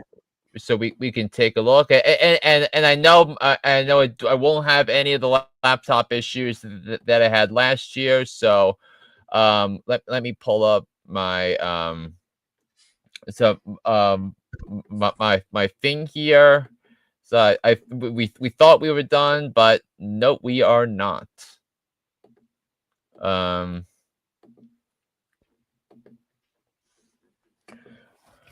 right, so this is my matchup. I'm going up against Dino, and Dino's projected to win by about 0.4 of a point. We are pretty evenly matched, to say the least. We have because he's got Jalen Hurts, I've got Lamar Jackson. Has Josh Jacobs, Chuba Hubbard, Devontae Adams, Devontae Smith, George Kittle, Juwan Jennings is his flex. He's got Zach Bond, the Eagles defense, and Chris Boswell. And then I have Christian McCaffrey, Kyron Williams, Nico Collins, Terry McLaurin, David Njoku, Garrett Wilson, Logan Wilson as my defensive player. I got the Seahawks defense, Tyler Loop as my kicker. And I have Jordan Addison, he is suspended, but I've got Austin Eckler on the bench, so there's a pretty good shot that I'll probably be making some adjustments there, and then we'll see. Tyler Warren, he's gonna be on my bench for the moment because David Njoku, by the way, a player we have not touched. I like his matchup against Cincinnati as well, so just make sure he is in your lineup. Yeah. Let's see. The next matchup is David against Tim. Right now, Tim is you're projected to lose by 5 points to David, and now everyone can see everyone can see your matchups. Yeah, I gotta see what else is out there. If I can get any kind of if I need to bring any bench players out here, or do I need to maybe drop somebody to get another one? Yeah. Yeah, and that a matchup between the last two league champs, you got Natalie and Lucas. You'll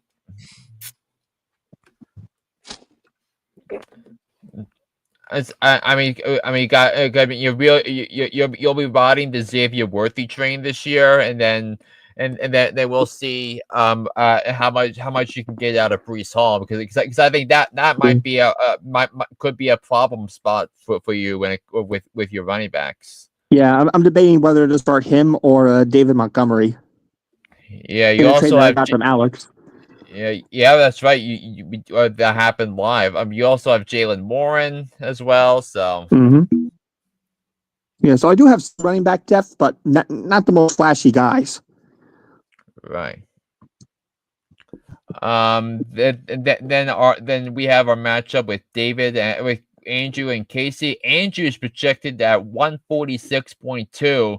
Yeah, he's got some good matchups in this one. He's got James Conner. He's got the Broncos defense. He's got Saquon Barkley and Derrick Henry, the 2 running backs I had in my championship winning season last year in one of my leagues. So, Casey's got Chase Brown and Amari Hampton. So so we'll see how that transpires.